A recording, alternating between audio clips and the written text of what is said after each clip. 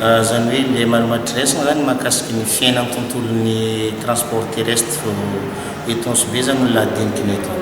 Zany hoe zegny le fandraisagna anjara voalohany kasika aby amin'ny coronavirus, ny fifanerasera agnatin'le transport. Ny ady voalohany zegny mikasiky le effectif, le nombre passager à bord zegny iadivagna amin'ny mpitondra bajaj, mpitondra fiara maventy ary mpitondra le fitateragna zegny mandady amin'ny tany.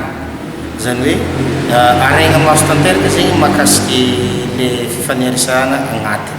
Efa misy koa moa ladiniky nataon'ro mpitondra fanjakagna mahefa tamintsika teto izay fanandraisandreo ndraikitry izay tena tokony rehetra dia rehetra zegny ary tokony laminy sady ampitony tanteraka zegny ny vahoaka eto misy eto Anosibe noho ny le fiarovagna le valinaretina mety mahafaty satria aroaigno avotraigno mba iarovagna amin'le fahignana tsy ho maty iainana aloha tsendriky izy mandrapahitagna ny lesoka misy ao anaty. Raha ohatra ka misy lesoka zegny ny vahoaka tsy voatery ho lasa andevozin'izay lesoka tsy maintsy ho aren'izay fa za matoky fanjakagna io lokendry tanteraka ny reo agnatiny dia matsapa fo zegny karakory le fihetezany ndraiky tsy fihetezany amin'le fagnatanterahana le izy. Ny fisian'ny coronavirus eto Anosibe aiay zany tsy maintsy misy fo hoe atranky fifaneraseragna eto moa ny toeragna